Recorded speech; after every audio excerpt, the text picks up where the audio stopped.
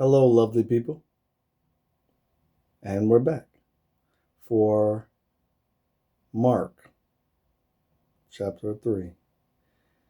This chapter it says Jesus heals on the Sabbath. So, here we go. Mark 3.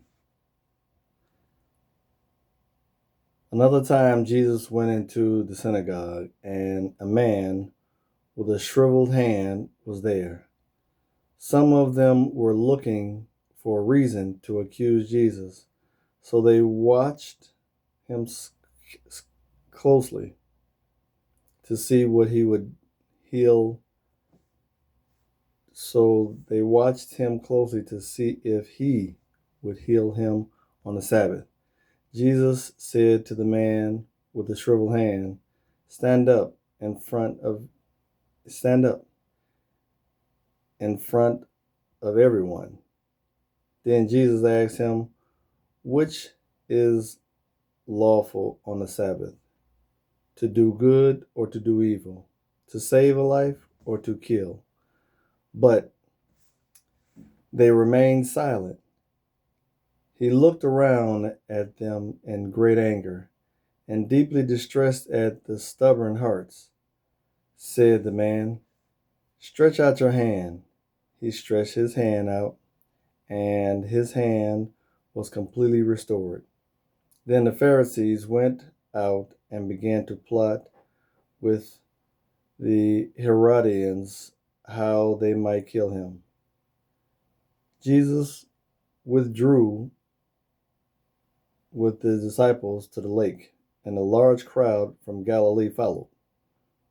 When they heard about all he was doing, many people came to him from Judea, from Jerusalem, and Edom, and the region across the Jordan, and the Tyre and Sidon. Because of the crowd, he told his disciples to have a small boat ready for him to keep the people from crowding him. For he had healed many, so that those who with disease were pushing forward to touch him. Whenever the impure spirits saw him, they fell down before him and cried out, "You are the Son of God." But he gave them strict orders not to tell anyone about him. Jesus went up to the mountainside and called to him those who wanted, and they came to him. He appointed 12 that may be with him, and that he might send them out to preach. And they have authority to drive out demons.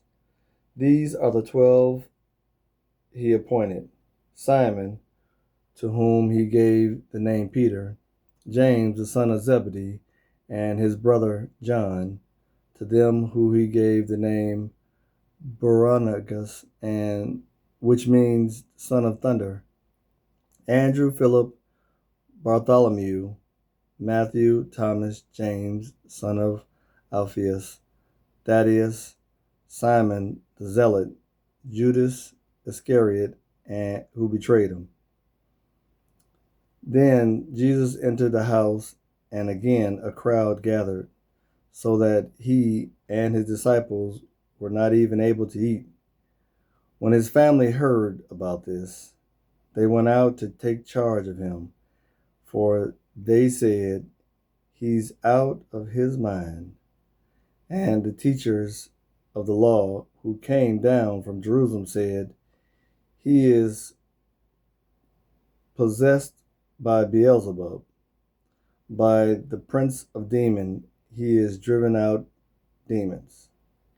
Jesus called them over to him and began to speak to them in parables. "How can Satan drive out Satan? If a kingdom is divided against itself, that kingdom cannot stand. If a house is divided against itself, that house cannot stand. And if Satan oppose himself and is divided, he cannot stand. His end has come. In fact, no one can enter a strong man's house without first tying him up. Then they can plunder the strong man's house. Truly I tell you, people can be forgiven all their sins and every slander they have uttered, but whoever blasphemes against the Holy Spirit will never be forgiven. They are guilty of eternal sin. He said this because they were saying they have an impure spirit. Then Jesus' mother, the brothers arrived. Standing outside, they sent someone to call him. A crowd was sitting around him, and they told him, "Your mother and your brothers are outside looking for you."